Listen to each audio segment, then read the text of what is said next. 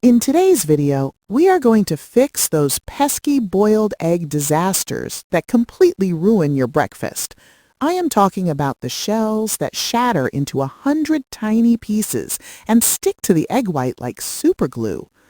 I am talking about the tough, rubbery egg whites that actually squeak against your teeth when you bite into them. And of course, that chalky grayish-green ring bordering the yolk that smells faintly of sulfur. These are the three most frustrating things that can happen to a simple egg. Let's tackle that impossible peeling problem first because it is easily the most common hurdle we face. If you were to look just underneath the hard outer shell of an egg, you would find a very thin, slightly cloudy membrane holding the egg white in place. Think of this inner membrane exactly like a piece of high-strength, double-sided tape. Now, as an egg sits in your refrigerator over a period of a few weeks, it slowly ages. During this time, it is constantly losing tiny amounts of carbon dioxide through the microscopic pores in its shell. As it loses that carbon dioxide, the egg white becomes less acidic. That natural chemical change slowly weakens the glue between the egg white and the membrane. This is exactly why older eggs are generally much easier to peel.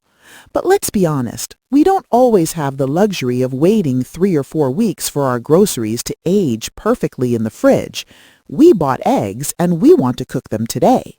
So how do we break that protein bond immediately without waiting? We use thermal shock. If you take a carton of cold eggs directly from the fridge, place them into a pot of cold tap water, and bring them up to a boil slowly on the stove, you are making a massive structural mistake. As that water slowly warms up, you are giving those egg white proteins plenty of time to gently unfold and wrap their arms around that inner membrane. By the time the water finally starts boiling, they are permanently fused together. You have essentially glued the egg to its own shell. Instead, you need to completely reverse the process. You need to drop your cold eggs directly into rapidly boiling water. Hitting that cold egg with 212-degree Fahrenheit heat instantly shocks the outermost layer of the egg white. Before those proteins even realize what is happening, they scramble and bind to each other rather than sticking to the membrane. It instantly neutralizes the glue. Actually, if you want an even more reliable way to create this thermal shock, you can skip the boiling water entirely and use steam. Think about what happens when you drop a half-dozen refrigerator-cold eggs into a pot of boiling water. The temperature of that water immediately plummets, which reduces the effectiveness of our thermal shock. Steam, however, holds its heat incredibly well. If you put an inch of water in a pot, bring it to a boil, put your eggs in a steamer basket, and put the lid on, you are hitting those eggs with constant, aggressive heat that doesn't drop. Over the years, people have passed down all sorts of tricks to fix this peeling problem. They tell you to add a splash of white vinegar or a handful of baking soda to the boiling water. I have a video on the channel about 5 generational cooking myths ruining your meals, where we actually look at why a lot of those old wives' tales do not hold up to real science. The hard calcium shell of an egg is way too thick for a little bit of vinegar in the cooking water to change the chemistry inside quickly enough to make a difference. Intense, immediate heat and the thermal shock it provides is literally all you need to fix the peeling problem. Before we move on to fixing the rubbery texture of the egg white, I want to take a quick second to talk about why we approach food this way. Cooking isn't about memorizing random steps from a recipe card or following rules blindly just because your grandmother did it that way. It is about understanding the why behind the food. When you understand why an ingredient behaves the way it does, the anxiety of cooking completely disappears. You stop second-guessing yourself, and you finally find your groove in the kitchen. If that philosophy makes sense to you, consider subscribing to the channel. We're building a space where we leave the guesswork at the door and rely on what actually works. Now that we have successfully bypassed the glue holding the shell together, let's talk about the texture. You have finally peeled your egg cleanly. You take a bite, and the white is tough, dry, and distinctly rubbery. The proteins in an egg white begin to set and link together beautifully at around 140 degrees Fahrenheit, and they become perfectly firm right around 180 degrees. But remember, water boils at 212 degrees. If you drop your eggs into boiling water or steam for that initial thermal shock, but then you leave them jumping around in a violent rolling boil for 10 to 12 straight minutes, you are exposing them to way too much heat. When those proteins get too hot, they pull tighter and tighter together. They act exactly like a wet sponge being twisted and wrung out by a giant pair of hands. The moisture is literally squeezed right out of the protein network, leaving you with a dry, rubbery tire. The trick here is active temperature management. You drop your eggs into the rapidly boiling water or steam to get that instant shock for easy peeling, but the very second they are in the pot, you need to lower the heat. You want to drop the temperature down to a very gentle simmer.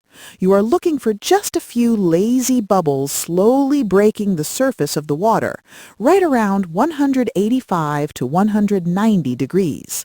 This allows the proteins to set softly and comfortably hold on to their moisture, giving you a delicate, perfectly cooked egg white that practically melts in your mouth. I actually talked about this exact kind of protein structure recently when we looked at baking. I have a video on the channel about the science of the perfect cake and why yours keeps sinking. The exact same rule applies whether you are boiling an egg or baking a delicate sponge cake.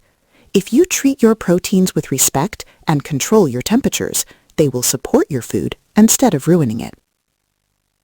That brings us to the third and easily most notorious mistake, the dreaded green ring.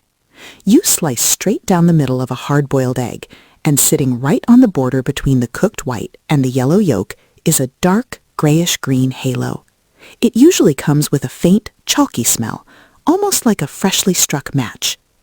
This isn't just visually unappealing, it is a literal chemical reaction happening right on your cutting board. Egg whites naturally contain sulfur, and the yolk contains iron. Normally, they completely ignore each other. But if you boil an egg for too long, the heat turns that sulfur into a gas.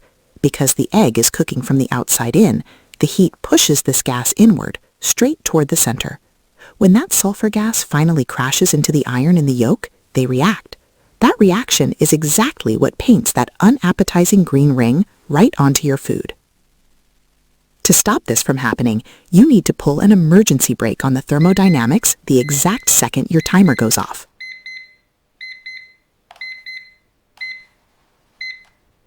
When your cooking time is up, you cannot just turn off the stove and let the eggs sit in the hot water. The residual heat in the pot is still actively pushing that gas inward. You also cannot just pull them out with a slotted spoon and put them in a dry bowl on the counter.